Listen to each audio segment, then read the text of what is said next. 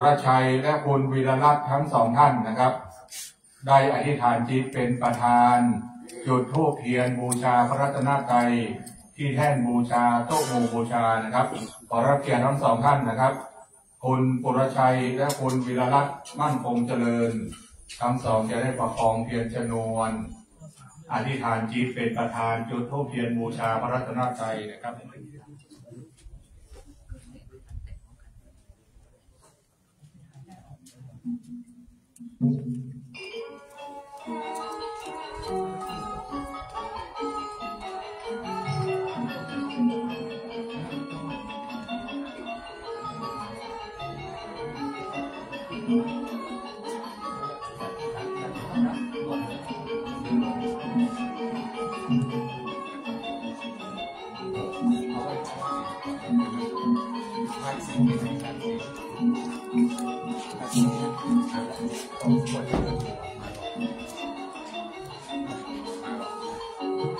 กับตามแบบเบาอริยะเมืองเหนือเฮาก่อนที่เฮาจะสมาทานโดยกสินเฮาจะประเคนพานดอกไม้ทูบเทียน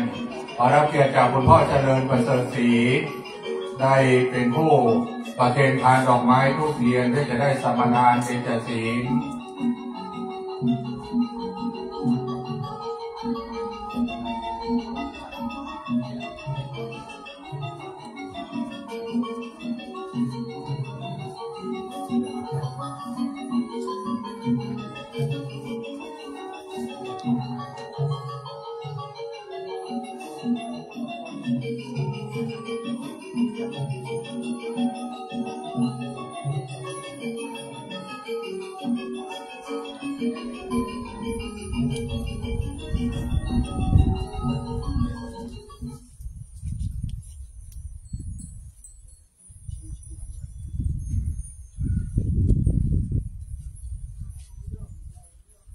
กับณบัดนี้กราบไหว้สานิมนต์ทุกรูปเรียนเชิญทุกคนได้กล่าวคำบูชาพระรัตนตรัย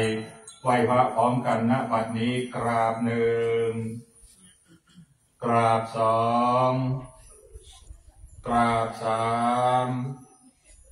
อิมินาสการะนะพุทธังอภิปูชยามิอิ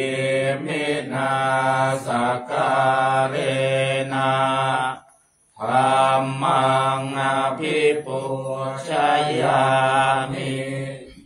อิมินาสการะนะสังฆังอภิปูชยามิอรหังสัมมาสัมพุทโธภะคะวาพุทธังภะคะวันตังอภิวาเทสวากขาโตภะคะวะตาธัมโมธัมมังนัมมัสสามิอุปฏิปันโนภะคะวะโตสา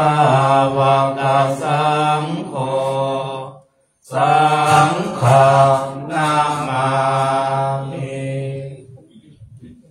กับต่อไปคณะศรัทธาสาธุชนนะครับสมาทานเบญจศีลพร้อมกันนะครับมายังพันเตวิสุงวิสุงรักขณทายาติสรเนนะสหปัญจศีลานิยาจามาทุติยัมปิมายังพันเตวิสุงวิสุงรักขณทายาติสรเนนะสหปัญจศีลานิยาจามาตาติยัมปิมายังพันเตวิสุงวิสุงรักขณทายาติสรเนนะสหปัญจศีลานิยาจามา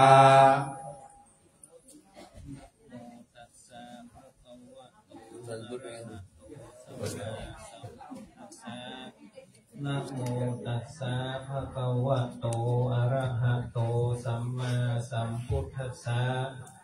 นะโมตัสสะภะคะวะโตอะระหะโตสัมมาสัมพุทธัสสะนะโมตัสสะภะคะวะโตอะระหะโตสัมมาสัมพุทธัสสะนะโมตัสสะภะคะวะโตอะระหะโตสัมมาสัมพุทธัสสะนะโมตัสสะภะคะวะโตอะระหะโตสัมมาสัมพุทธัสสะพุทธังสรณังคัจฉามิพุทธังสรณังคัจฉามิธัมมังสรณังคัจฉามิธัมมังสรณังคัจฉามิสังฆังสรณังคัจฉามิสังฆังสรณังคัจฉามิทุติยัมปิพุทธังสรณังคัจฉามิทุติยัมปิพุทธังสรณังคัจฉามิทุติยัมปิธัมมังสรณังคัจฉามิทุติยัมปิธัมมังสรณังคัจฉามิทุติยัมปิสังฆังสรณังคัจฉามิทุติยัมปิสังฆังสรณังคัจฉามิตติยัมปิพุทธังสรณังคัจฉามิตติยัมปิพุทธังสรณังคัจฉามิตติยัมปิธัมมังสรณังคัจฉามิตติยัมปิธัมมังสรณังคัจฉามิตติยัมปิสังฆังสรณังคัจฉามิตติยัมปิสังฆังสรณังคัจฉามิติสรณะกัมมะนังนิธิตังอามะพันเตปานาติปาตาเวรมณีสิกขาปะตังสมาธิยามิปานาติปาตาเวรมณีสิกขาปะตังสมาธิยามิตินนาตานาเวรมณีสิกขาปะตังสมาธิยามิอะทินนาทานาเวรมณีสิกขาปะตังสมาธิยามิกาเมสุมิจฉาจาราเวรมณีสิกขาปะตังสมาธิยามิกาเมสุมิจฉาจาราเว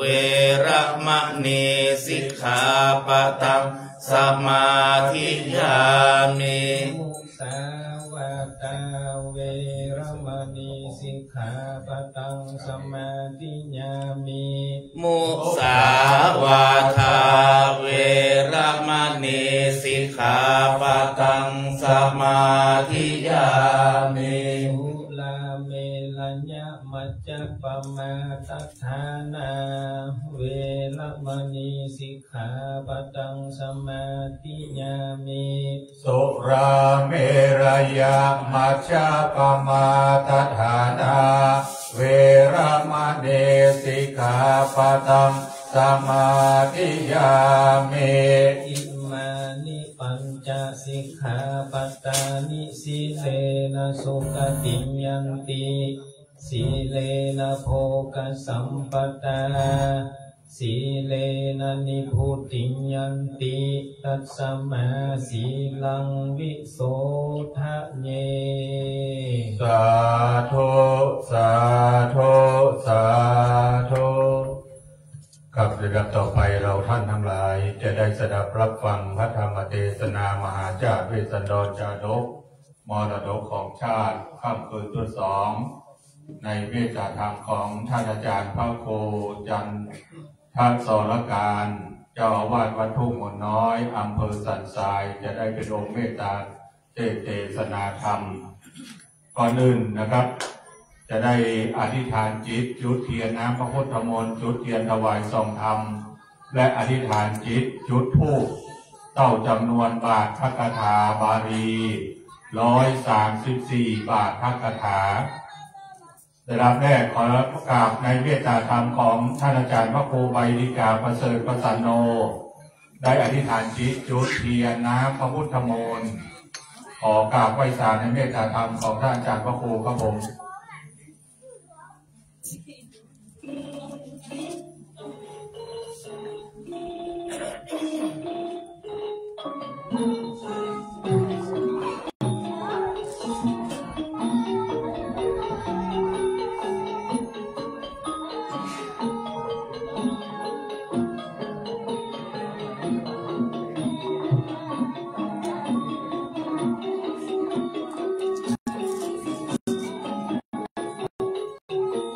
อธิษฐานจิตจุดเทียนถวายทรงธรรม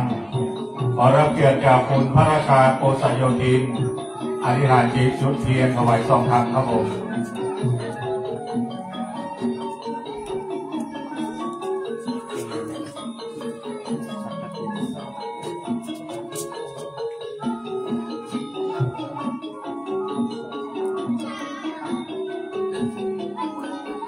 อธิษฐานจิตจุดธูปเท่าบาทพระคาถาบาลี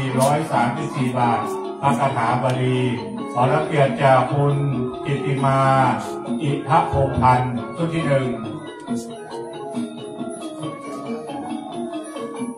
ชุดที่2นะครับขอรับเกียรติจากคุณธีรเดชกมลสันติโรจน์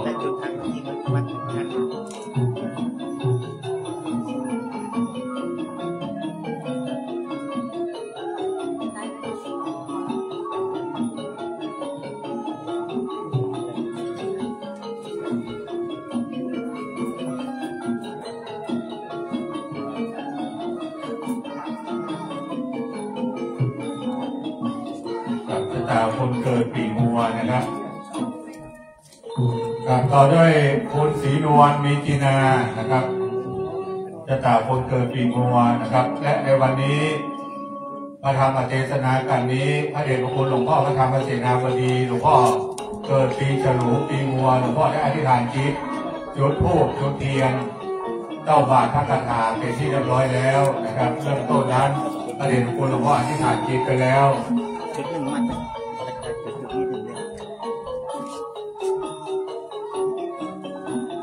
ครับท่านต่อไปนะครับที่เกิดปีงัวนะครับคุณบุญพร้อมย่อมคำซาว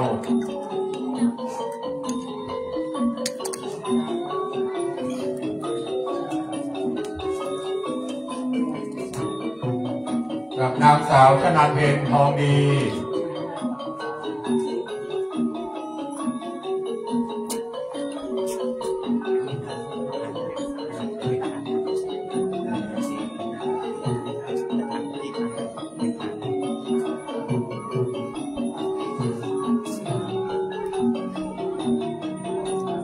แล้วต่อด้วยคุณแม่บัวแก้วประเสริฐศรีนะครับ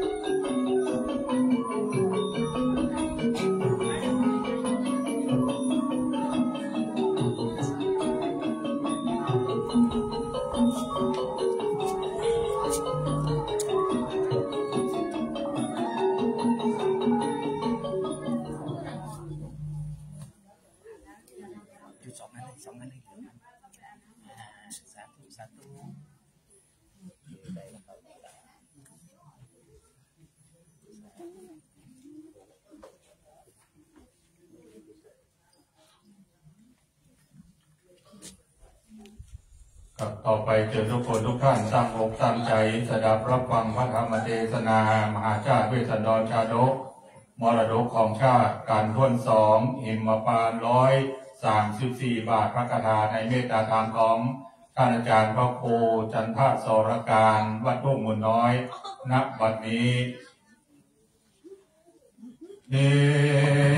มาวันนานาอันว่าหิมปานภายเปิดนอพระเจ้าเฮอจ้างแก้วตัวประเสริฐเป็นตานเจ้าเมือง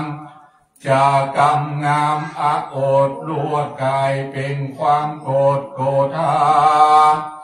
เป็นโกลามีกองดังทั่วท้องเมียงใจรวดการเป็นการบาปเข้าอำนาจแห่งโจรการความบาการซักหยาดเฮินนอพระเจ้าแก้วผ้าจากเมืองไปนั้นลาแลกปานจากแตกยามเดียวเมืองเป็นเปียวล้นขนาดกาถามี134 บาทโอกาขอโอกาสอาราธนาลูกศิษย์พระพุทธาตนผ่านแววได้ขึ้นนั่งนิดธรรมาสแก้วแล้วเมตตาเทศนาธรรมบ่ใจบ่อาจารย์ครับจำขอนิมนต์ใส่ระบำธรรมกราบเก้าและกราบไปเพื่อข้าเจ้าทั้งหลายได้ฟังธรรมังอนุกัมปิมังปัจจังอาราธนังกะโลมา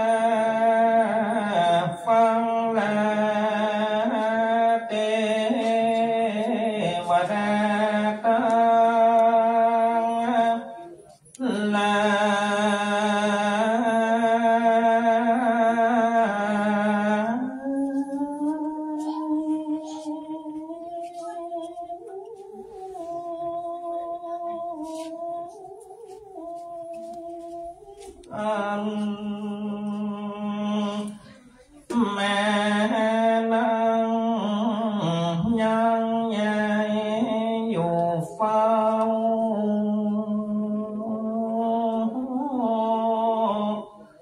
ยังพระบรมธาตุเจ้านี้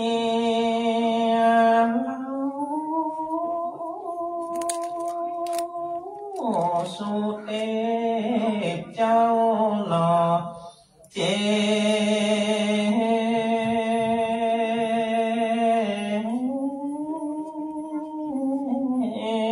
ดี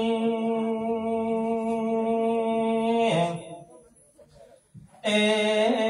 วดาอันหักษาจาน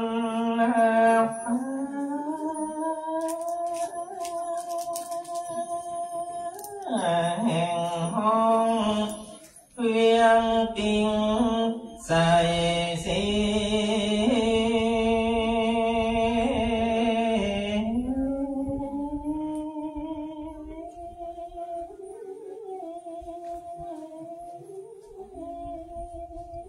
อันหักษายังพระข้าเจ้าเจดีย์จุกอง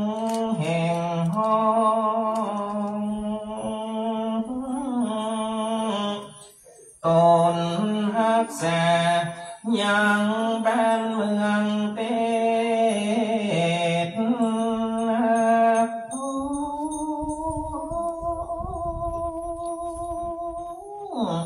แห่งห้องหล่อเมืองคนขอได้แม่ห่วง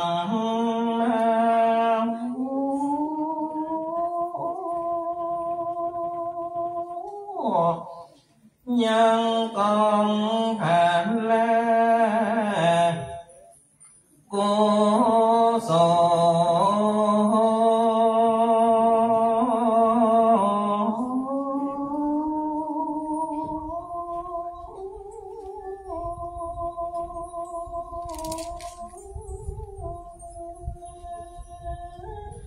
ตั้งแต่เจ้าสามณสัทธาและมุนและสัทธาจุคนคนกระตำปั๊มเป็นดังอันไม่มีพระเดชพระคุณหลวงพ่อพระธรรมเสนาบดีการ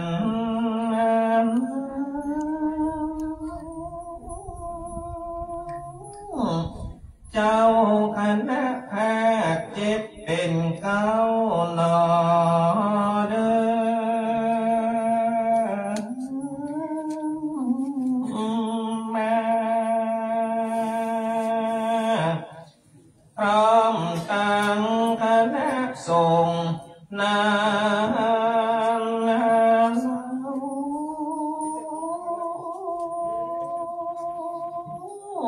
อุบาสกและอุบาสิกา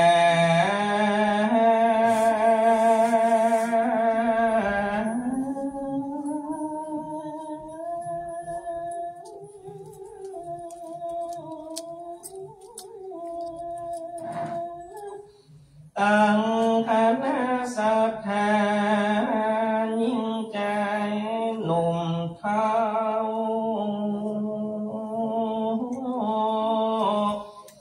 ได้จัดการจัดงานตั้งทำหลวงนา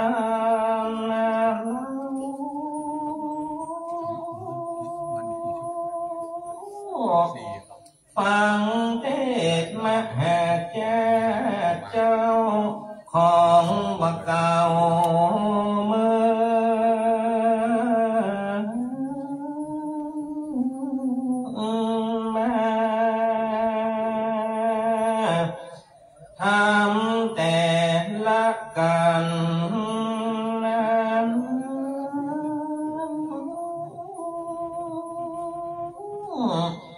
เป็นธรรมสืบจาแต่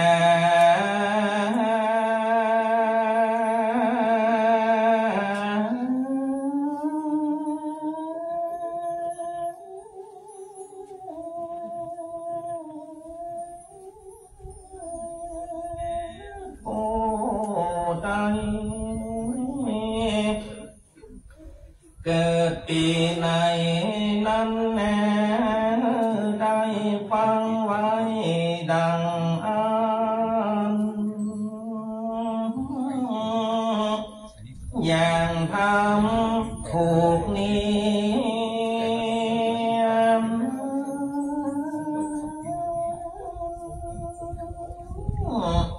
ทวนสอง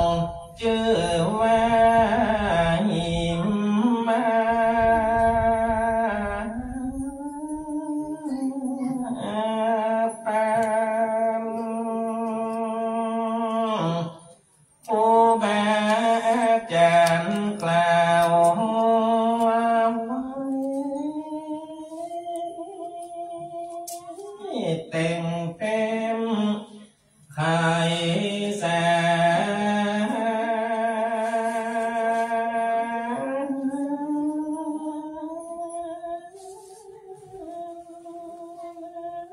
เตือมกำสมแป้นโปที่เกิดปีฉลูปีงัวดังอันโปได้ฟังคำหิมมาแปนนี้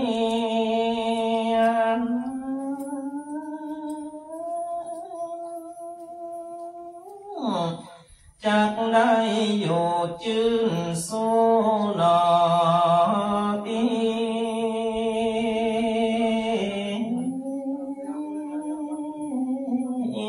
ค่าสุขกายสบายใจนั้นบ่มีปัญหา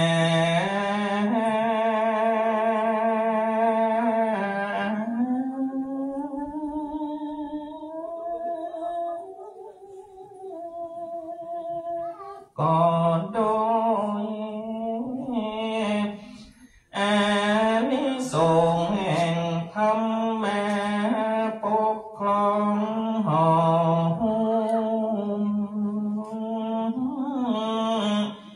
บุญกินบุญแทนจากแม่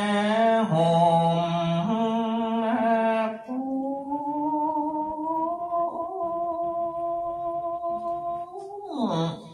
เธอได้อยู่จา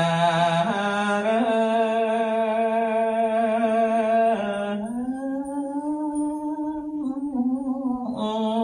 ดีวันนั้น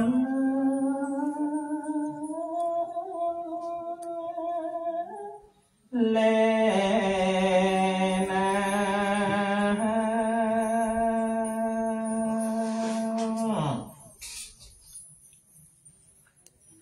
ขอยกมือ10 นิ้ว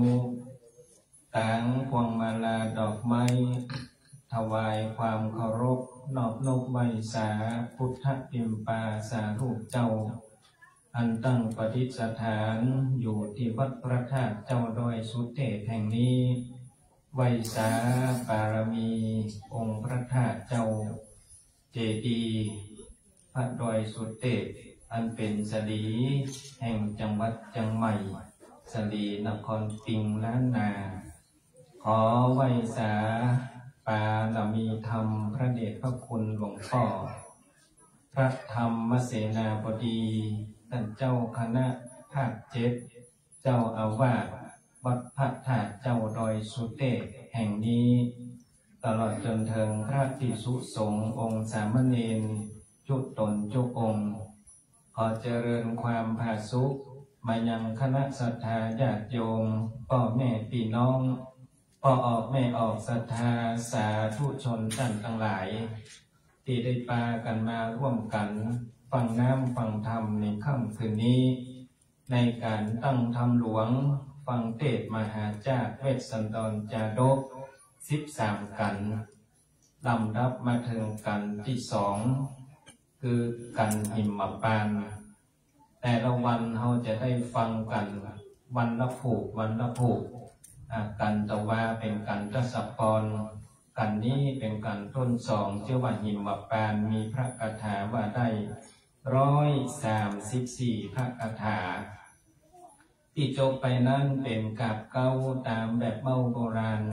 ก่อนที่จะได้เทศนาเนื้อธรรมและกาบปายตามที่พ่ออาจารย์ได้อังกาศรัตนาจะได้ขอสรุปเนื้อหาสาระธรรมของพระธรรมเทศนากันนี้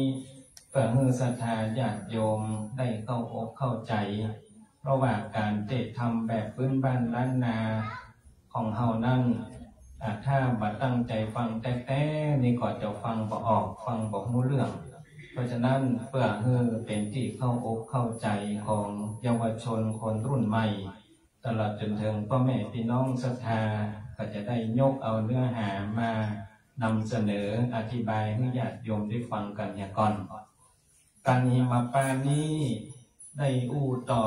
กันทศพรตวาหลังจากที่ นางพุทธดีนั่นได้รับพร10ประการจากพญาอินทร์ก็ลงมาเกิดในต้องของมเหสีของพญามัตตราชประกองว่าอยู่ได้ตักสามารถ10 เดือนได้เกิดออกมาแล้วมีเนื้อตัวอันหอมอันกลิ่นตลบอบอวนก็เลยได้ตั้งชื่อว่านางพุทธดี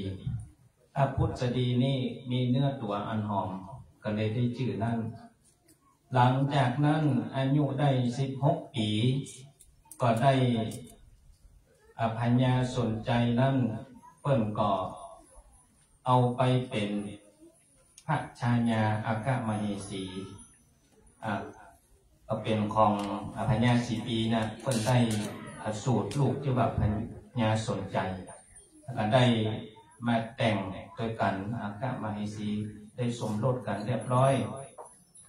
ปรากฏว่านางพุทธดีตั้งครรภ์ได้10 เดือนสมัยแต่ก่อนนั่นเมืองอินเดียเวลาแม่ยิ่งจะเกิดลูกมันจะพลิกไปเกิดบ้านเก่าอันนี้ก็คงจะเหมือนกันนางพุทธดีได้เดินทางมาถึงระหว่างกลางหนกลางปอกก้าคนเปิ้นอู้กันอย่างว่าเป็นหนกลางปอกก้าปรากฏว่าต้องจะเกิดลูกละจะเกิดลูกก่อนเลยได้ตั้งขจมเงินอันเป็นมังกรนะคือนางพุทธดีได้เกิดลูกอู้ภาษากันง่ายๆเนาะเป็นที่เข้าใจก็ได้ลูกประจายคนหนึ่งปรากฏว่าตอนเกิดมานั่นก็ได้ตั้งชื่อว่าเวสสันดรเวสสันสนะแปลว่าตรอกของปอกก้าหนกลางเดียวปอกก้าได้ชื่อเวสสันดรช่วงที่พระเวสสันดรเกิดมานะโอ้ปกองเกิดมาปุ๊บไม่อู้กับแม่แล้วให้เฮือการยื่นมือขวาออกไปจะเฮือการแม่ก็เอาถุงคำยื่นมือก็แจกจ่ายตั้งทันมาเลี้ยงมาพญาสนใจนี่เปิ้นดูแลพ่อคอยลูกเต้าก็ได้อันใดไข่ตีนไข่ตาลอะไรนี่หามาให้เครื่องแต่งย่ององค์เสื่ององค์เครื่องที่เป็นราชโลดนี่นะราชโอรสเนี่ยแต่งเนื้อแต่งตัวในทิศนินจิดาปรากฏว่าโอ๊ตไปปล่อยเอาหลอกเอาเฮือคนใจเฮือกับแม่นมนางสนมเป็นตาลไปหมดวันไหนเป็นโมหุกี่เตือแต่เฮือตาลตลอดจนใหญ่หน้ากาบานมาอายุได้16 ปีเหมือนกัน16 ปีพระเจ้าสนใจก็ไปเอาลูกสาวของพญามัตตราชก็คือนางมัทธีได้มาอภิเษกสมรสกันเมื่อพระเวสสันดรกับพระนางมัทธี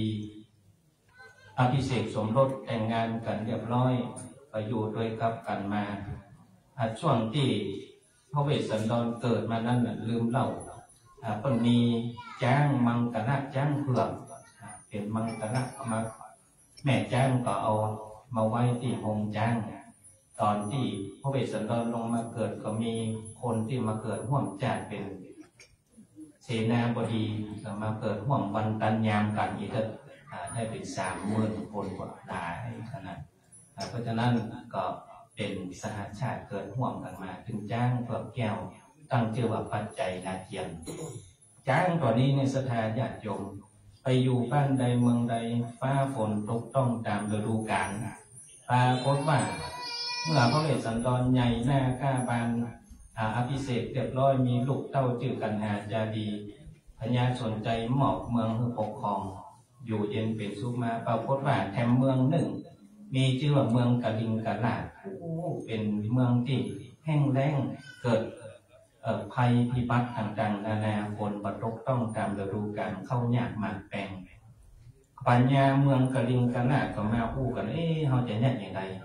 ปากันถือศีล8ศีลอุโบสถ7 วันฝนก็ถึงมาตกก็เลยมาประชุมพูดจากับเสนาอามาตย์เนี่ยดีเขาก็เสนอแหละโอ้ได้ยินว่าเมืองพระเวสสันดรปกครองเนี่ยเจตุตรนครมีจ้างเผือกนะ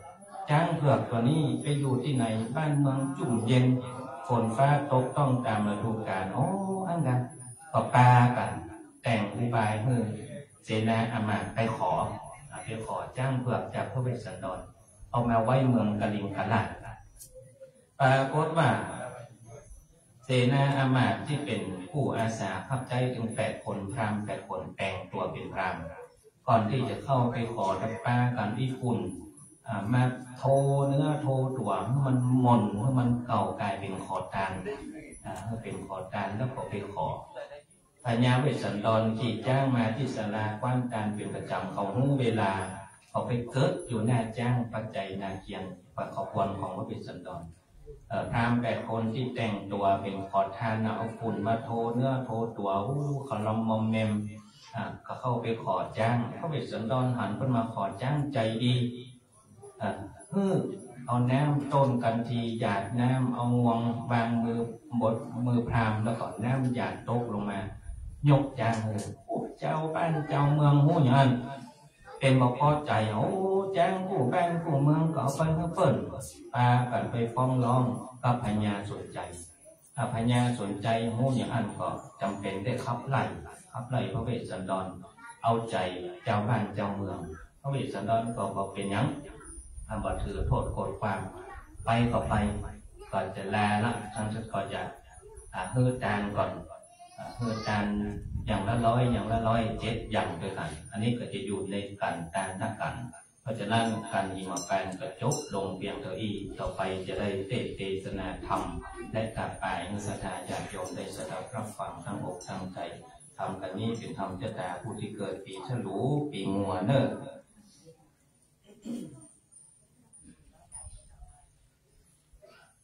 นะโมตัสสะภะคะวะโตอะ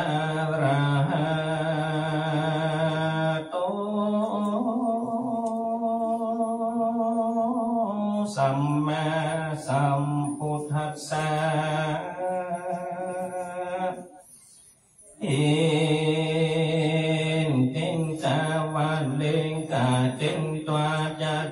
โตจนตามันตาลัญโยอังกามาเหสิญาโกจิมหินิมพันติติลำดำธรรมเตสันนามาส่วนว่าดาจามพลสัตติเตวีกันเอาปอนสีผักการแล้วนางแก้วก่อนจุนติกากาจากภาษาแก้วเวใจโยน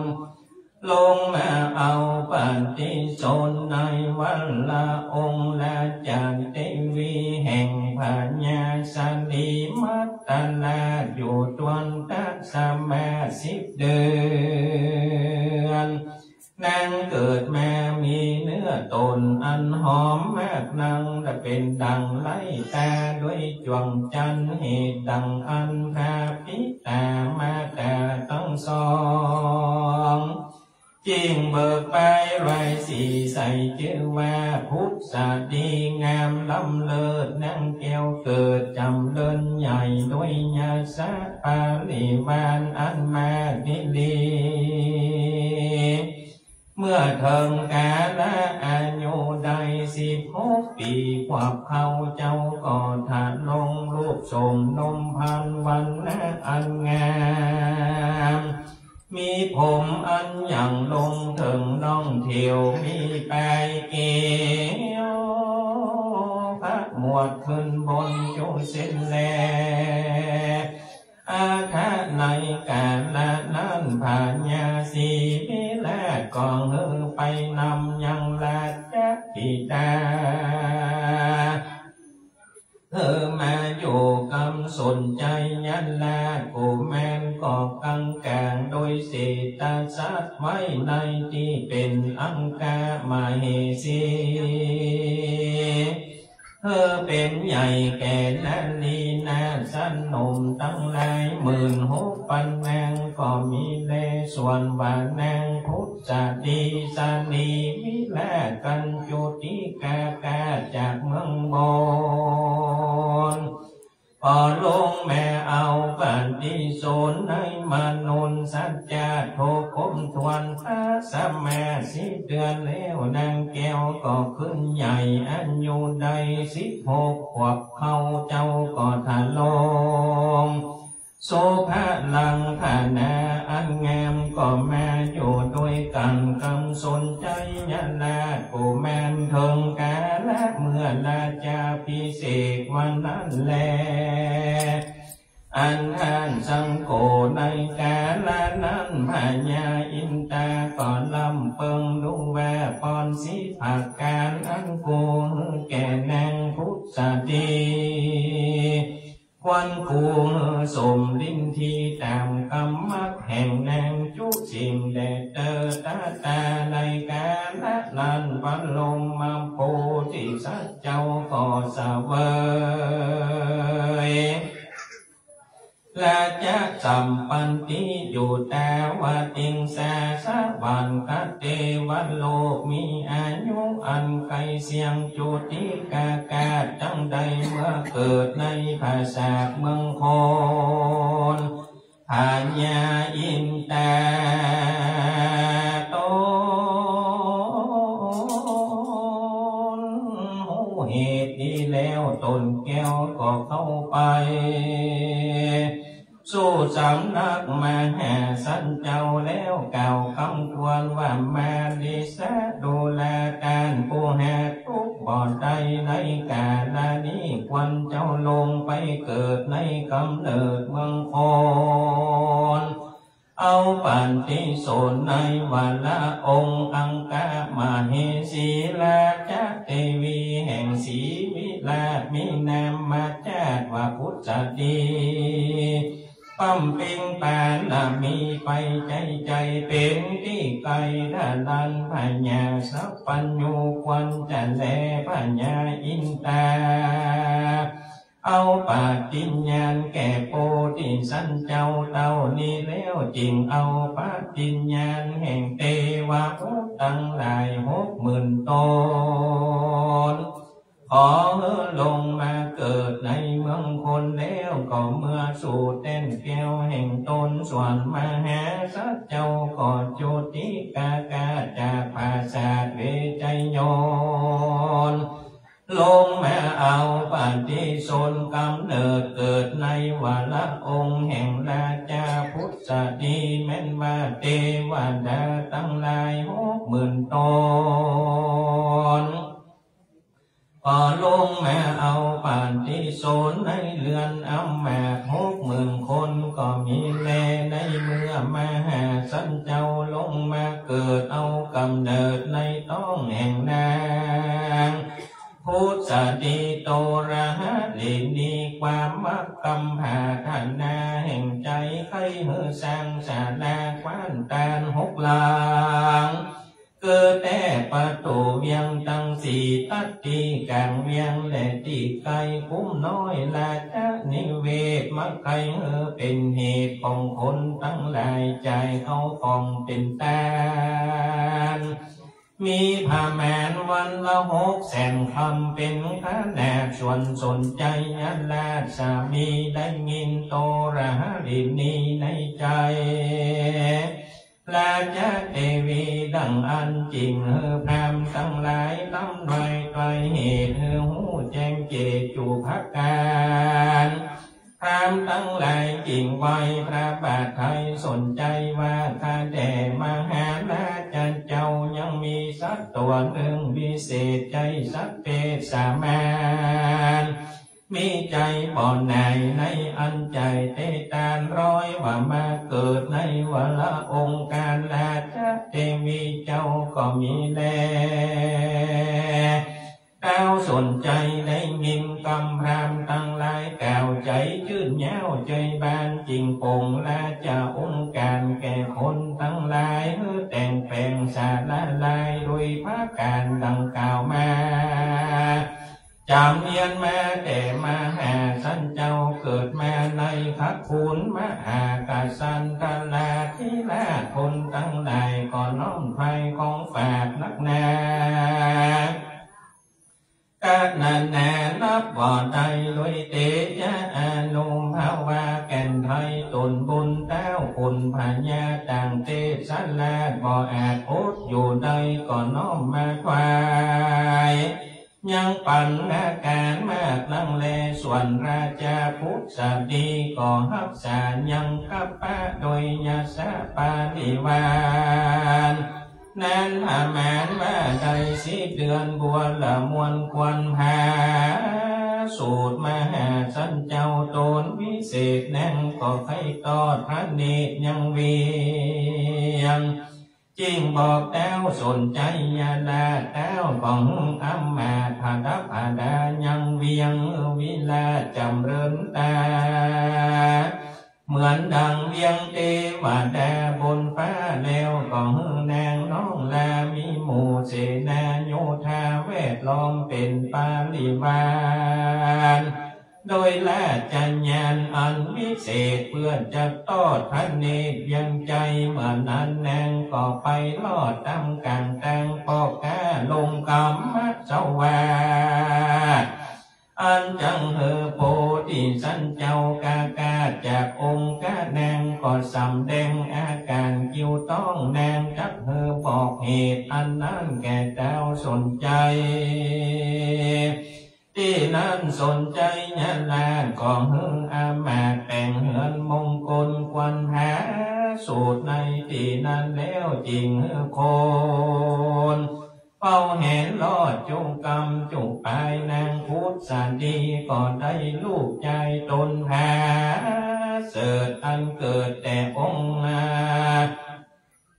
ตนในเดือนมงคลนั้นก็มีแลเมื่อนั้นมหาสันเจ้าก็ออกจากกับพระราชเทวีตนบัวลิสุนวิเศษไขพระเนตรออกมาก็เหยียดมือคว้าไฟจากกับโดยแม่ว่าอัมมาคาแด่แม่ข้าใครฮือตานนักแก่แต่ดิลีที่นั้นนางราชเทวีได้ฟังแล้วยังลูกแก้วพุทธาว่าดูแลเจ้าลูกหังแก่แม่เขาของเรามีแม่นักแก่บอกเครื่องใจเจ้าจักฮือตานอันใดก็ฮือตานตามเบิ่งใจเจ้าแต่เธอว่าอันแล้วก็ตั้งธงอันเต็มไปด้วยคำปันเรื่องในไกลมือโพธิสันเจ้าอันเหยียดไปนั่นแลส่วนมหาสัจเจ้าเกิดแม่หูจักจากกับโดยแม่มีสามชาติดิลีแปงเมื่อมโหสถทีหนึ่งเล่มเวสันตะละลาดและปา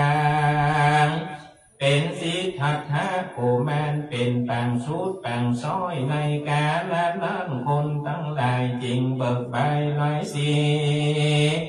ใส่เชื่อว่าเวสันตะลาโกมานเหตุเจ้าเกิดมาท่ามกลางหนทางปอกกาและในวันมหาสันเจ้าเกิดมา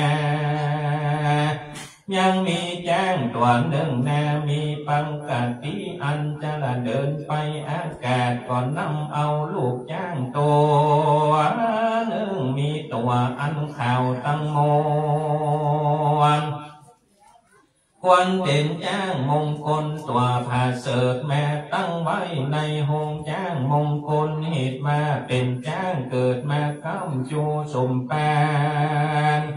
มหาสัจเจ้านั่นแลส่วนว่ามหาสัจเจ้าก็จำเริญขึ้นใหญ่โดยญาสาปาลิวานมีกุมารน้อย60,000 คนหากแวดล้อมเป็นปาลิวานในเมื่อมหาสัจเจ้าขึ้นใหญ่อายุได้10 กว่า 4 ขวบเจ้าเขาก็มาลดโพดเครื่องประดับตั้งมวลเพื่อแก่แม่นมแห่งตนในเมื่อแม่นมทั้งหลายถวายคืนดังเก่ามหาสัจเจ้าก็บ่รับเอา แม่นมทั้งหลายจริงได้ถวายเหตุการณ์อันนั้นแก่เต้ามาลมมาสนใจจูพระการพระภูบาลปิตาธิราชจริงได้โปงอาจยาว่าตานอันนั้นนาเลิศแนวอันลูกแก้วแห่เธอปั่นไปจุงไว้แก่แม่นมตั้งหลายจุเนื่องแล้วก็แปลงเครื่องคำแดงอันไม่ใส่เฮือลูกฮักแข่งตนเล่าแลมาหาสันเจ้าก่อนลาลดพดเครื่องผ่าดับอันนั้นเป็นตาวันละเก้าคาดกันแลในเมื่อโพธิสันเจ้าใสบอดเศร้าบุญเติงลำเพิงถึงการแห่งตนดังอันยามนั้นแผ่นดินแดนสังขญาว่าได้240,000โยชนะกันนาก็ร้องกองสันนันวันไว้ไม่แม่อันมาเขาสิเดลูกปัมปันตาอันเป็นพัญญาแห่งดอยทั้งหลายก็ไหวแน่เสื่องเวียงจิตตุตละนครแล้วก็อ่อนน้อมก้มไปแม่พัญญาอินตาเจ้าป้าจมชื่นแนโมตันแนสาธุการเสียงบันดาลกันคืนตั้งแผ่นดินขึ้นเถิงโสนสะมหาพรหมก็มีแลการว่าโพธิสันเจ้าขึ้นใหญ่อายุได้16 ปีเจ้าก็มีปัญญาดีเลิศวิเศษยกทลายเปตังโมนส่วนพระปิตาตนพ่อลำเพิ่งต่อลูกตนมักใครมือสมบัติตั้งมวลกับลูกจริงท่านถูกยันจากับโดยลาจะมาตาแห่งตนเธอไปนำเอาอย่างแลจะธิดาพญาตนบุญมัทลาอันเป็นเชื้อชาติเจ้าวงศาตนชื่อว่ามาทีงามวิลาเธอมาเป็นใหญ่แก่นางนาสักนม16,000 นางแล้วก็อาภิเษกลูกแก้วพุทธาเธอเป็นพญาบัลลมมานาในเจตุตละนครก็มีแลมหาสัจเจ้าตนเลิศแล้วก็มีปังกัดตีคืนขี่จ้างแก้วผ่าดับโดยคำเล่งดูจาดาบ้านตานแห่งตนวันละ6 ปีก็มีแลอันทางโคในกาลนั้นเมืองกานิงกันลาดฟ้าฝนขาดบอดตกเขากาหมากแห้งเหี่ยวบอดได้เกี่ยวตามฤดูกาลฟังกันอยากอาหารมีแม่เจ้าเมืองจวนกันกะตำแบบโจรกรรมกะตำตัวเขตบ้านเด่นเมืองคนนั้นเนืองอยากเข้าไปลุมเล่าตีพวงหลวงก็ข่าวสันต้องพวงแก่พญาเจ้าหูข่าวอยู่พักการพระภูบาลกะดิ่งกันลาจริงมีลาจะอาจญาบันดูแลเพื่อนตั้งหลายเฮยเล่าจังแห่ฝนไหลหลังพังตกลงมาจะแลว่าอันแล้วก็ส่งคนตั้งหลายเมื่อสู่ยังที่อยู่แห่งตนแล้วสามารถการอธิษฐานเอาศีล8 ประการนั้นพระมาร7 วันบ่ขาดก็บ่อาจฝนตกลงมาใดเต้าไทยจริงกล่าวว่าดูแลอามาตย์ทั้งหลายเราจะกระทำสันใดจะอามาตย์ทั้งหลายจริงไว้ว่าข้าแต่พระยอดไทยราชาพิว่าเจ้าก็อาจยังมีคัทลาตกต้องใดข้างเอาไทยยังหูดีว่ายังมีลาจำบุญตนบุญบ่เศร้าชื่อเวสสันดรในเจตุตละนครนั้นแลลูกแก้วบรมนาถสนใจเจ้ามีใจบ่ไหนตั้งตาเจ้ามีจ้างสารงามนวลผ่องไปตั้งใดฝนก็ตกต้องบอกกาควันพันลาจะเป็นเจ้าใจพรามไปขอควันจันแล เมื่อนั้นพราหมณ์ทั้งหลายก็เดินจรเข้าสู่นครเจตุตรนครก็จะไหวแม่เข้าสู่ศาลาคว้านตาลกินอาหารหลายหลากกินป่ามากมวลมีแล้วก่อนไล่ลาตาด้วยฝุ่นคงทุดีเอาเป็นยาจุกเดินเตะไปมาเข้าสู่ศาลาบ้านตาลหนวันออกเพื่อจังขอเอาจ้างแก้วปัจจัยซึ่งพระบุญใครเวสันตลาลาแล้วจึงกล่าวว่าข้าแด่มหาราชเจ้าต้นภาพเงา4 ปีผู้ข้านี้เป็นคนทุกข์ไร้ใครมาขอยังจ้างปัจจัยนาเกียนตัวงามใสวิเศษถ้าเจิดอันเกิดมาโดยราชสมภารแห่งเจ้านั้นแลตั้งสุดว่ามหาสัจเจ้าได้ยินพราหมณ์กล่าวขอต้านจริงกล่าวว่าดูแลต้านพราหมณ์ต้านจะขอจ้างแก้วตัวใดเราก็มีใจบ่หวั่นไหวด้วยมาเทลธรรมจะเธอแตนแก่ตานบอดเจ้าขานปฏิญญาณจังเฮอจ้างแก้วเป็นตานก่อนลงจากคอจ้างแล้วก็เอาน้ำต้นคำอันเต็มไปโดยน้ำคันโทตะกะพระผ่านแผ่วจริงจะกับโดยพรามบรรดุลาต้านพรามต้านจุงเข้ามาฮับเอาเจอแล้วก็ตั้งไว้ยังวังอันไว้เหนือมือพรามแล้วก็ลายหลังทางตกลงยังตักขีโนทกตกเหนือมือพรามแล้วก็เฮอจ้างแก้วเป็นตาลวันนั้นแลเมื่อนั้นคนตั้งหลายเขาก็เครื่องเกียรติมาหาท่านเจ้าก็ไปร้องตีไกลพระเงาไทยสนใจว่าเทวาคาแต่มหาราชเจ้าหาญาเวสันดรลูกเจ้ากระทำผิดแบบเบาบวนลานเฮือจ้างตานแก่พรางกะลิงกันลาเจ้าเชื้อจาขอตานเมื่อนั้นมหาสัจเจ้าได้ยินอำมาตย์กล่าวขานมีใจบานจงเจิญหอมเหินด้วยยินดีว่าดูแลอามาตย์เจ้าเมืองตั้งหลายจะขับเฮาเฮือพรากลานหนีไปโยกิลีป่าไม้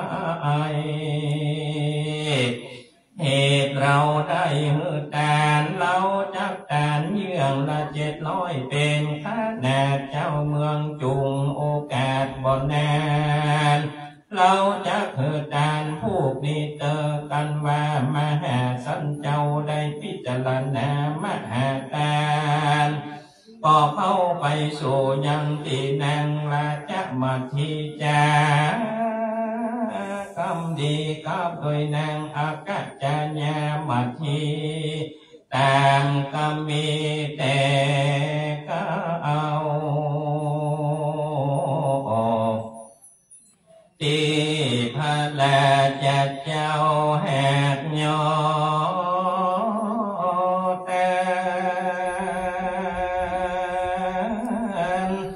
อ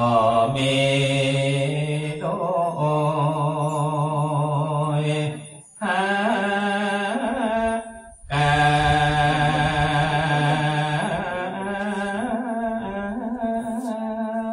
ดังกล่าวมานี่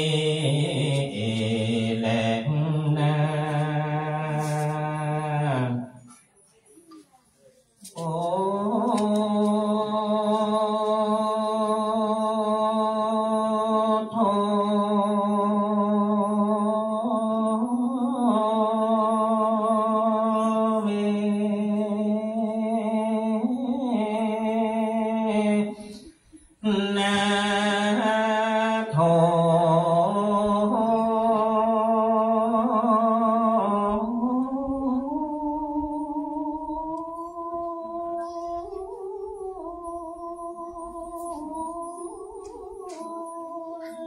อเอาพระพุทโธเป็นที่ตั้งกับตังพระธรรมพระสงฆ์เจ้า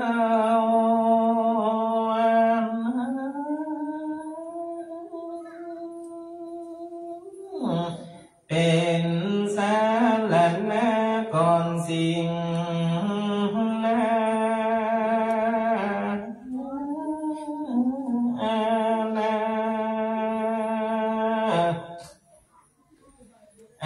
จังแล้วสมดังกำแพทนา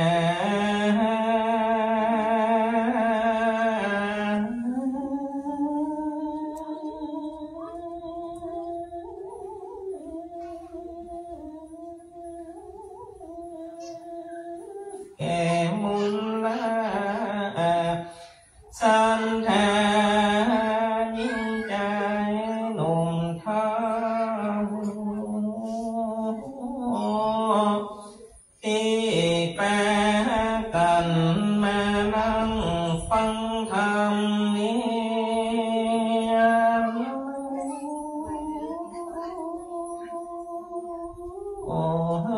สมใจเจ้าโอ้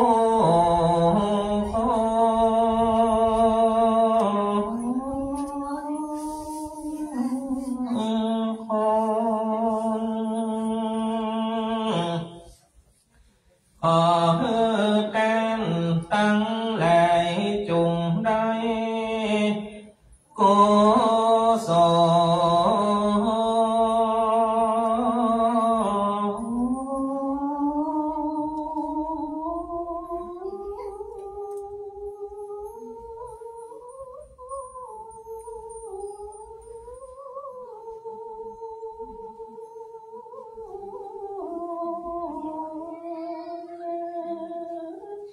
เหมือนกันผู้คนตนหนุ่มเท้าบัดนี้ตาแม่นี้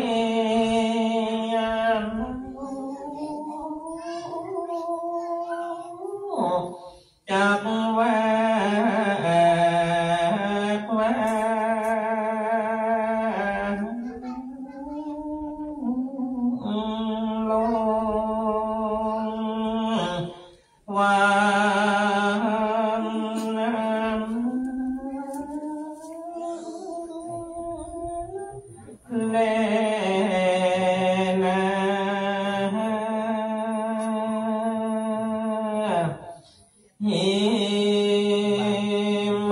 วันตาวันนั้นนานิ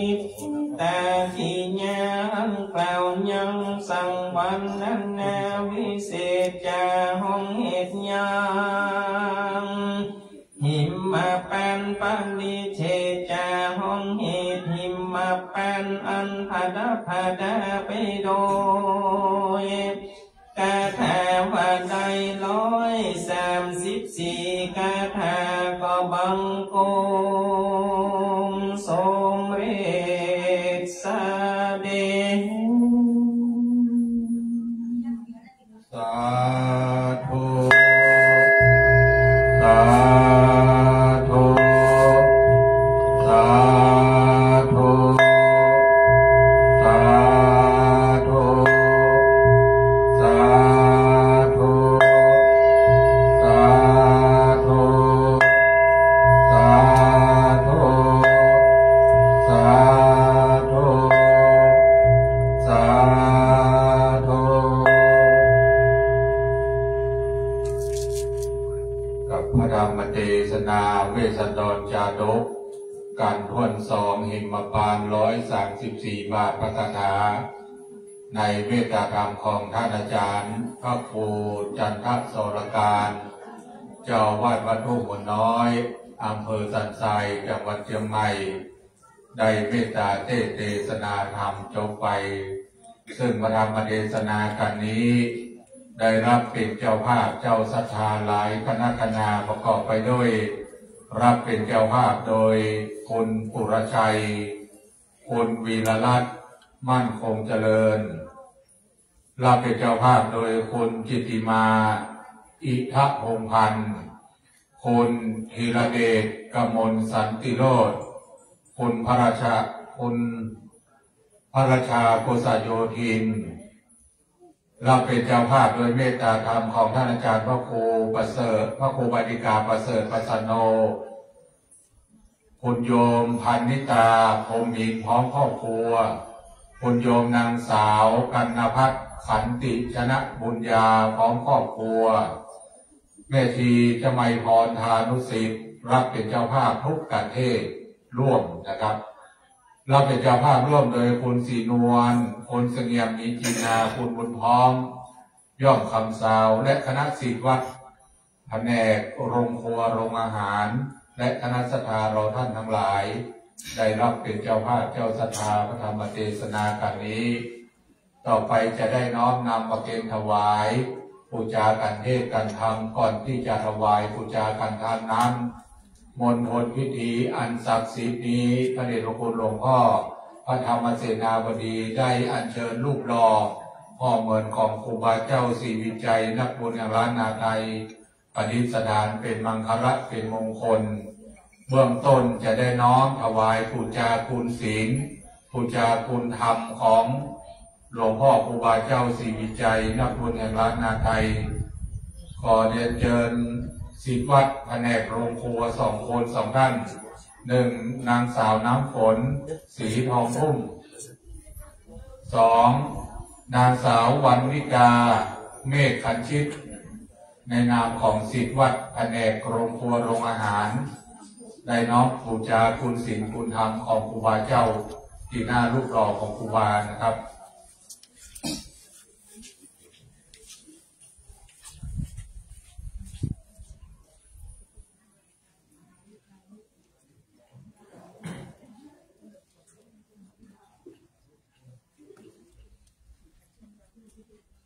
กับเราสาธุการ3 ครั้งพร้อมกันนะครับสาธุสาธุสาธุ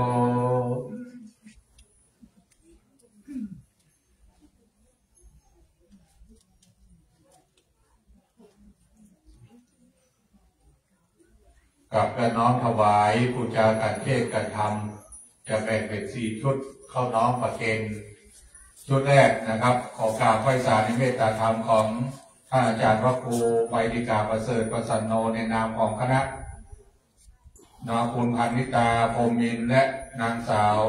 กันนภัทรขันติชนะบุญญานะครับที่รับเป็นเจ้าภาพนะครับ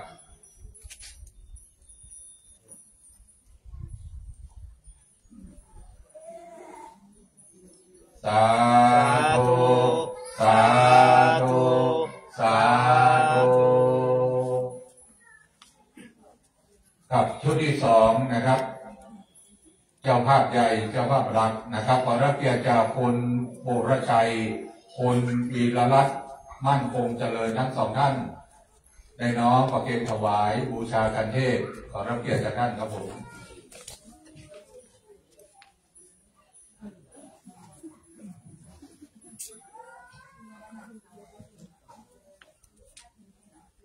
สา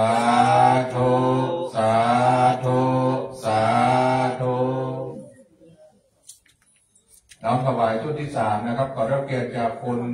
จิตติมาอิทะพงษ์พันธ์และคุณธีรเดชกมลสันติโรจน์นะครับทั้ง2 ท่านนะครับ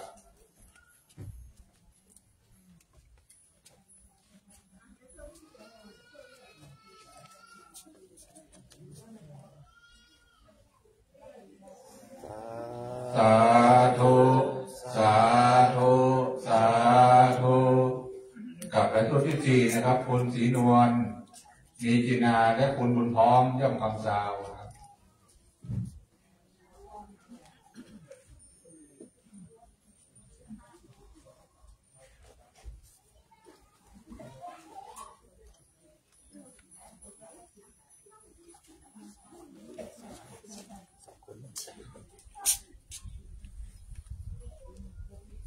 สาธุสาธุ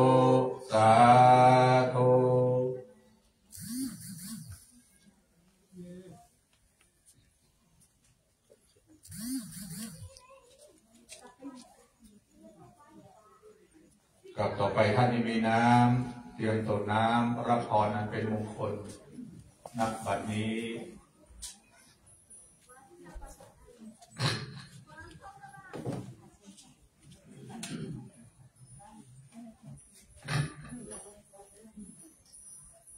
ยะถาวาริวหาปุราปาริปุเรนติสาคลังเอวะเมวะอิโตตินังเปตานังอุปกัปปติอิชิตังปฏิตังตุมหังคิปะเมวัสมิจฉตุสัพเพปุเรนตุสังคปาจันโทปนะระโสยะถามณิโชติระโสยะถาเอวังหนตุดีและอาจจะในวันนี้ก็เป็นวันดีสรีสุภมังคละอันประเสริฐล้ำเลิศยิ่งกว่าวันในยามทั้งหลายเห็นว่าเป็นวันตั้งธรรมหลวงฟังเทศมหาจารย์พระเวสสันดรจาดกว่าสันนี้แต่ดีลีบัดนี้ไม่มีสมณะศรัทธาและมูลศรัทธาตั้งภายในและภายนอกภายในมามีพระเดชพระคุณหลวงพ่อพระธรรมเสนาบดีเจ้าคณะภาค7เจ้าอาวาสพระธาตุเจ้าดอยสุเทพพร้อมกับด้วยอันเทวสิทธิโยมจุตนจุอมหนแห่งห้องภายนอกไม่มีคณะศรัทธาอุปาสกะอุปาสิกาคณะศรัทธาสันนิบาตตามเข้าชุกหนุ่มเท่ายิงใจเตปากันโต๊ะแต่งน้อมนำมายังวัตถุอุปาราจาลงดอกข้อตอกดอกไม้ลำเทียนพร้อมกับตังจตุปัจจัยไตรยตานข้างปูจากันเตได้มาถวายปูจาพระธรรมเทศนากันคนสองมีชื่อว่าหิมปานเป็นธรรมประจำจัตตาผู้ที่เกิดปีฉลูปีงัวสืบโหราจัตตาแล้วในปีคาการะบัดนี้อย่างนี้แม่นว่ากรรมกรรมพาธนามีโดยภาการสันใดดังอันกดีกอกอฟันอุดมทรงสารพุทธีไปจุเยี่ยมจุภาการเพื่อได้อยู่กินอยู่ตามอยู่ดูแลกำจูปูจายังถามว่าพระพุทธศาสนาขององค์สรีสัพพัญญูพระพุทธเจ้าไปเสี่ยงจิหลักการอันยืนยาวนานนับนั้นจุ่มจักมีใจยัตุภาวังใจยะมังกลังใจยะโสธีภวันตุเตสัพพีติโยวิวัชชันตุสัพพโรโควินัสสตุมาเตภวัตวันตรายโยสุขีติฆายุโกภวะอภิวาทนาสีลิสานิจังวุธาปจายิโนจัตตาโลธรรมาบัทันติอายุวันโนสุขังปะลังสาธุสาธุสาธุเริ่มต้นของวันตาน้อยเป็นธรรมะกระเทิงเป็นมังคละเป็นมงคลก่อนนะครับวันตามิพันเตสะปังอปาราทังธามาธามิพันเตมยกะตังปุญญังสามินาอนุโมทิตาพังสามินากะตังปุญญังไมหังตาตาพังสาธุสาธุอนุโมทามิวันโนสุขังปะลังสาธุสาธุสาธุกับกระผมในนามของพระเดชพระคุณหลวงพ่อพระธรรมเสนาบดีหลวงพ่อเจ้าวัดพระธาตุเจ้าดอยสุเทพในนามของคณะศรัทธากลุ่มวัดพระธาตุเจ้าดอยสุเทพกราบไหว้สาขอพระคุณในเมตตาจิตเมตตาธรรมของท่านอาจารย์พระครูจันทสรการองค์ธรรมกระเถิดที่ได้เมตตาเทศนาธรรมการทดสอบจบไปกราบไหว้สาขอพระคุณเป็นอย่างสูงต่อไปเชิญคณะสัทธาสาธุชนเราท่านทั้งหลายได้กล่าวคำแผ่เมตตา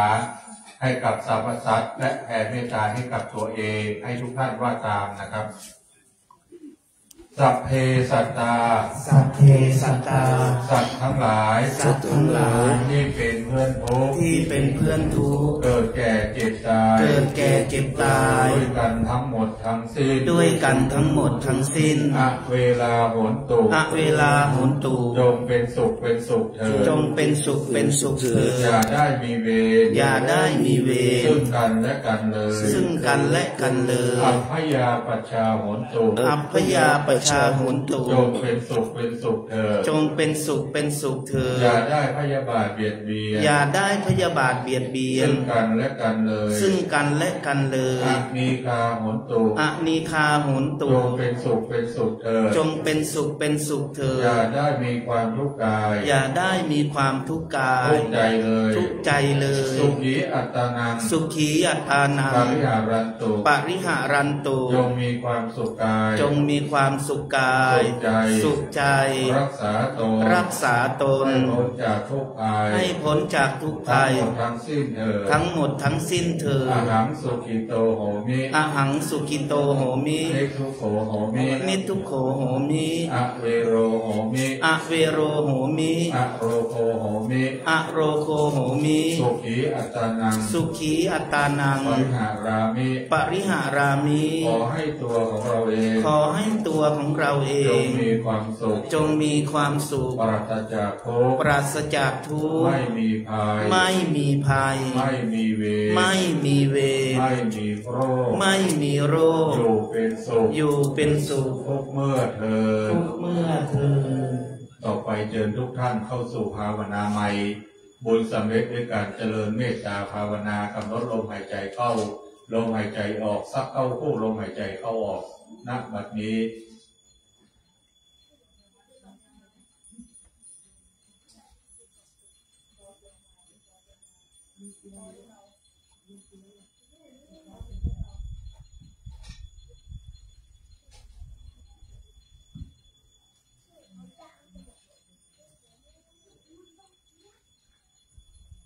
ขอคนแสดงเมตตาพร้อมกันนะครับอิตังตานากัมมังนิพพานาปัจจโยโหตุโนนิจังอิตังศีลกัมมังนิพพานาปัจจโยโหตุโนนิจังอิตังภาวนากัมมังนิพพานาปัจจโยโหตุโนนิจังยัมติเจโกสาลังกาตาปังกัมมังสาเปหิกาเตหิกาตังปุญญังโนอนุโมทันโตสุนันโตอุนโตเยเตวะอาสะเมงธาเนอาทิคาตาทิคายุกาสัทธาโหนตุสัพพะสัตตานังสุขีอัตตาจังปาริหารันตุมาตาทิตาสุขิตาโหนตุทุกขปะมุนจันตุสัพเพญาตากาสุขิตาโหนตุทุกขปะมุนจันตุสัพเพอาญาตากาสุขิตาโหนตุทุกขปะมุนจันตุสัพเพปิสาสัพเพยะขาสัพเพเปตาสุขิตาโหนตุทุกขปะมุนจันตุสัพเพนัคขตาสุขิตาโหนตุทุกขปะมุนจันตุสัพเพเทวาสุขิตาโหนตุทุกขปะมุนจันตุสัพเพอาจาริโยปัจจายสุขิตาโหนตุทุกขปะมุนจันตุสัพพะสัมปตินังสานิจันตุโววันตามิพุทธังสัพพังเมโทสังฆามาทาเมพันเตวันทามิธัมมังสัพพังเมโทสังฆามาทาเมพันเตวันทามิสังฆังสัพพังเมโทสังฆามาทาเมพันเตวันทามิคาโรโอ อุปัชฌายังจาริเยสัพพังเมโทสังฆามาทาเมพันเตวันทามิธัมมัฏฐานังสัพพังเมโทสังฆามาทาเมพันเตวันทามิอาราเมพัทธาสีมายังสัพพังเมโทสังฆามาทาเมพันเตวันทามิเทติยังสัพพังสัพพะทานเนโสปาติเทตาสาลิราธาตุมหาโพธิพุทธารูปังสักกาลังสัทธานาคาโลเกเทวะโลเกพรหมโลเกชัมโพธิเปลังกาทิเปสาลิราธาตุโยเกสัทธาตุโยอาราหังกาธาตุโยเจติยังกันทาโพติจตุลาเสเตสังเสธรรมกันเตสัพพิสัมปาทาเสติยังอาหังวันทาเมสัพพะโสต่อไปกล่าวคำไหว้คำปูจาพระบรมธาตุเจ้าดอยสุเทพว่าพร้อมกันเลยนะครับนะโมตัสสะภะคะวะโตอะระหะโตสัมมาสัมพุทธัสสะนะโมตัสสะภะคะวะโตอะระหะโตสัมมาสัมพุทธัสสะนะโมตัสสะภะคะวะโตอะระหะโตสัมมาสัมพุทธัสสะสุวรรณเจติยังเกสาวาระมัทธาลุงคังวารัญญาธาตุงโสเทวานามากังนาราเทเวหิสัพพะปุจิตังอาหังวันทานิสัพพะทานปัญญาวันอาสามิงเยวังจันทิมาเยวะทารายังอิปะกะตาเยสาสนาเนยานิเกติโมฆะปะนามาวารังอาปายาเยวาลานังอาราหังสักขะโสปานังปัฏฐามังอุปัชฌังทาหะเต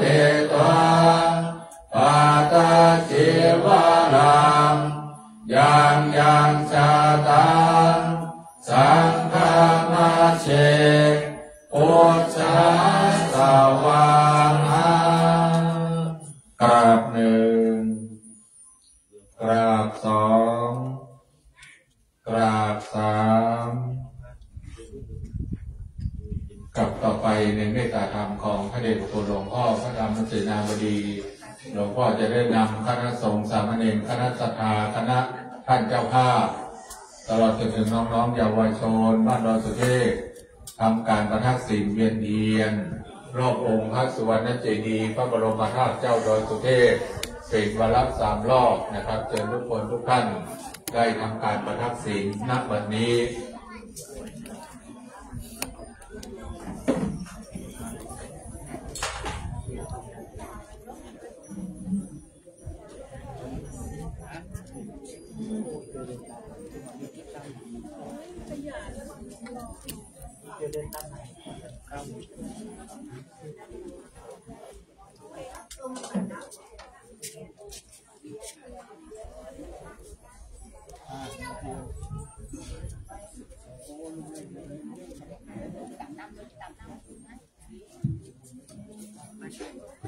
นี่ผมได้ด้วย อิติปิโส ภะคะวะอะระหังสัมมาสัมพุทโธวิชาจารณะสัมปันโนสุขโตโลกาวิทูมานุตตโลปุริสธรรมสารติสัทธาเทวมนุษย์สานังพุทโธภควะติสาวกโตภควตาธัมโมสันติติโกภะคะวิโกเอหิปัสสิโกปานาจิโกมาจาตังเวทิตาโพวินติสุป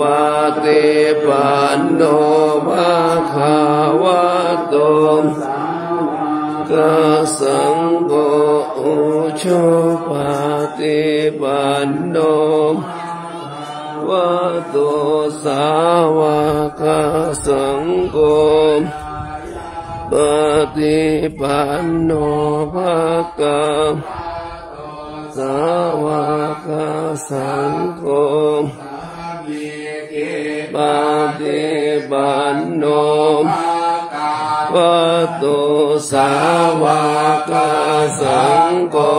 ยะเทตัตตาเลปุริสายโ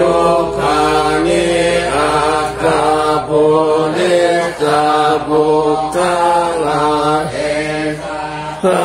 คะวะโตสาวกสังโฆอาโหนายโยบาโห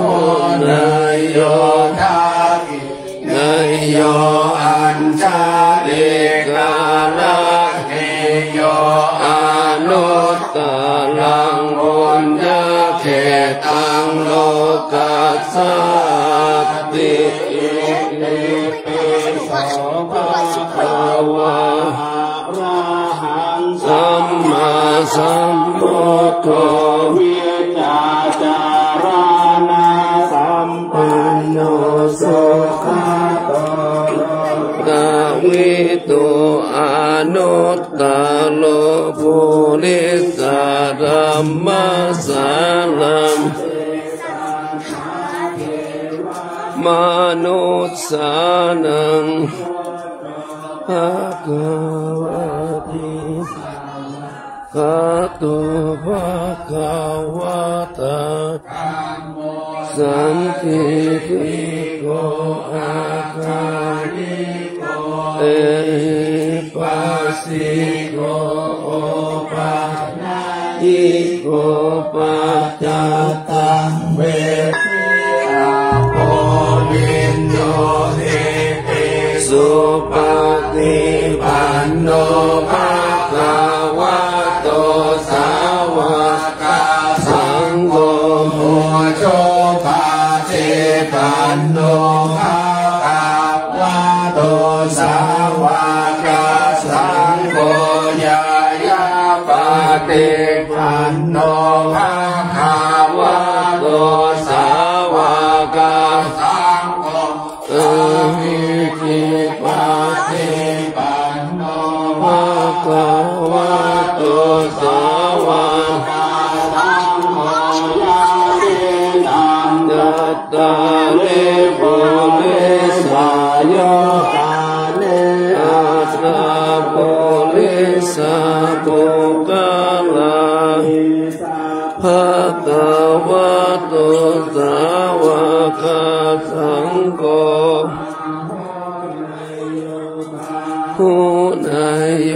ตากิ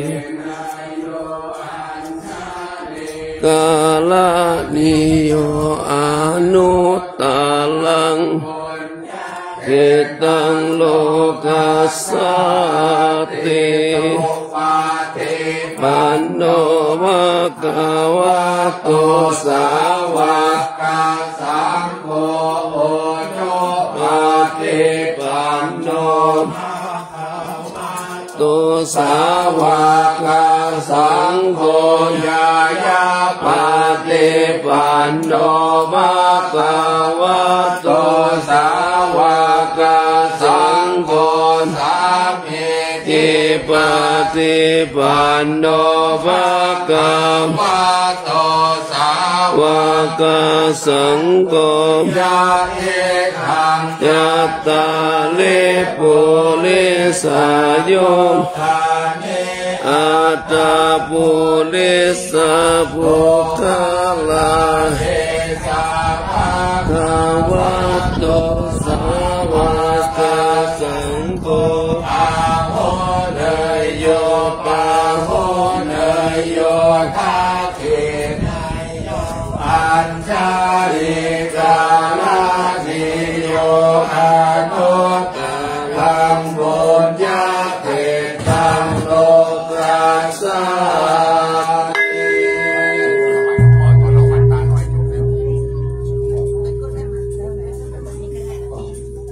กับวันนี้ภายใต้ร่มบารมีธรรมพระเดชพระคุณหลวงพ่อพระธรรมเสนาบดีได้นำคณะศรัทธาศิษยานุศิษย์ตลอดจนถึงคณะท่านเจ้าภาพเยาวชนบ้านดอยสุเทพทำการประทับศีลเทียนรอบองค์พระบรมธาตุเจ้าดอยสุเทพเป็นที่เรียบร้อยต่อไปเราจะได้กล่าวคำอัญชลีวันทาอภิวาทองค์พระบรมธาตุเจ้าดอยสุเทพกับเชิญทุกท่านประนมมืออัญชลีวันทาอภิวาทอัญชลีวันทาอภิวาทอัญชลีวันทาอภิวาทอัญชลีวันทาอัญชลี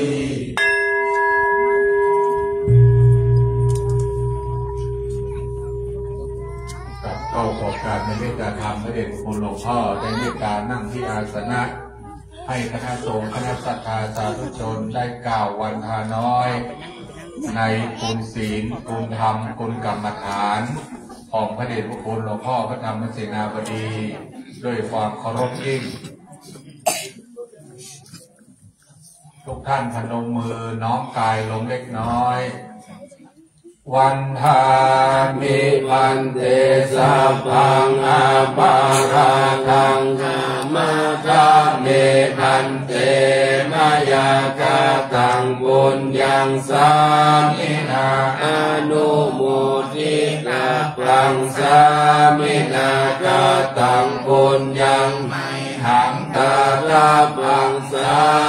ธุสาธุอนุโมทามิท่านศรัทธาสาธุชนทั้งหลายได้ร่วมสดับรับฟังรับฟังพระธรรมเทศนามหาเวสสันดรชาดกทุกคนสองตอนนี้สำเร็จเสร็จสิ้นเรียบร้อยเป็นแล้วศรัทธาสาธุชนทั้งหลายบุญญาบารมีที่เกิดจากการสดับรับฟังพระธรรมเทศนามหาเวสสันดรชาดกทำให้เราทั้งหลายได้เกิดปัญญาพลังสวัย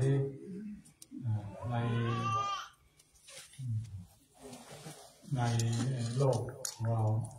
สิ่งที่ประเสริฐของพระองค์ตรัสว่าปัญญานี่เป็นทรัพย์อันประเสริฐปัญญาเกิดจากการสดับรับฟังเกิดจากการที่นี่พิจารณาและเกิดจากการภาวนาวันนี้เราได้อานิสงส์ผลบุญอานิสงส์ผลบุญของการฟังเทศน์ธรรมย่อมให้สำเร็จประโยชน์คือว่าทำให้เราสามารถบรรลุสิ่งที่เราหวังที่เราปรารถนาเพื่อให้สำเร็จสมปรารถนาทุกสิ่งทุกประการเพราะนั้นอันนี้แหละคืออานิสงส์ที่เกิดขึ้นจากการสดับรับฟังพระธรรมเทศนาแล้วโดยเฉพาะยิ่งพระธรรมเทศนากรรม มหาวิสุทธิชาดกนี้ถือว่าเป็นการพิเศษเป็นการยิ่งใหญ่ที่สุดที่พระเวสสันดรชาดกก่อนที่จะมาตรัสเป็นพระเพราะนั้นตอนนี้เป็นสิ่งการพิเศษที่สุดแล้วเราก็จะฟังกันปีละหนึ่งครั้งเรียกว่าเทศกาลตั้งธรรมหลวงแล้วก็เป็นทั่วไปหมดทั่วสังฆมณฑลทั่วประเทศเลยมีการแสดงรับฟังเช่นนี้เป็นธรรมหลวงเป็นทางที่ยิ่งใหญ่เป็นทางที่ใหญ่สูงมากดังนั้นเราทั้งหลายถือว่าเป็นผู้ที่มีโชคดีแล้วได้ร่วมกันแสดงรับฟังจะได้เพิ่มดวงสติดวงปัญญาสว่างสวายให้เกิดมีขึ้นตาทิพย์เป็นแสงสว่างในเวลากลางวันปัจจัยเป็นแสงสว่างในเวลากลางคืนแต่ดวงปัญญานั้นให้ความรุ่งเรืองสว่างสวายแก่ชีวิตของเราตลอดเวลาดังนั้นขออยากเป็นประธานสอนที่ตลอดได้รับพรได้รับผลได้รับมรรคผลแห่งบุญกุศลขอให้ท่านทั้งหลายปราศจากทุกข์โศกโรคภัยอันตรายขอให้ท่านมีแต่ความปราศจากความเจริญรุ่งเรืองเรื่องคิดประสงค์สิ่งใดก็ขอให้ได้สำเร็จสมประสงค์ตั้งใจปรารถนาดังอานิสงส์มหาเวสสันดรชาดกที่เราได้แสดงรับฟังไปแล้วขอรัตนาคุณพระศรีรัตนตรัยพระพุทธพระธรรมพระสงฆ์บุญแห่งองค์พระบรมธาตุเจ้าดาวสุเทพปกปักรักษาคุ้มครองให้ทุกท่านปราศจากทุกข์โศกโรคภัยภัยอันตรายมีความเจริญรุ่งเรืองในสิ่งนั้นพึงปรารถนาจงทุกประการด้วยเถิดสาธุสาธุสาธุอีกรอบหนึ่งนะครับทุกท่านพนมมืออัญชลีวันทาอภิวาอัญชลีวันทาอภิวาอัญชลีวันทาอภิวาอัญชลีวันทาอัญชลีนี้ก็มีผลไม้รากไม้มีทั้งหลายสิ่งหลายอย่างอาศัยคนเลือกเขาคือใครเลือกต้องการอะไรก็ดีต่อไปครับท่านที่รับเป็นเจ้าภาพนะครับน้อมถวายแด่พระเดชคุณหลวงพ่อได้เลยครับคนชนิดนี่ไม่ได้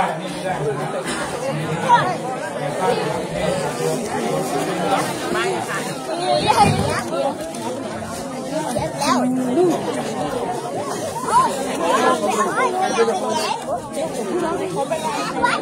ได้ฉันนะครับ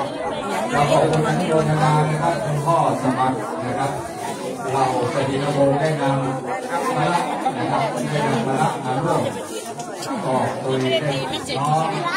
เป็นของฝากเอาสิลูกเอาสิให้เข้าในพิธีสิ่งมงคลเดี๋ยวว่า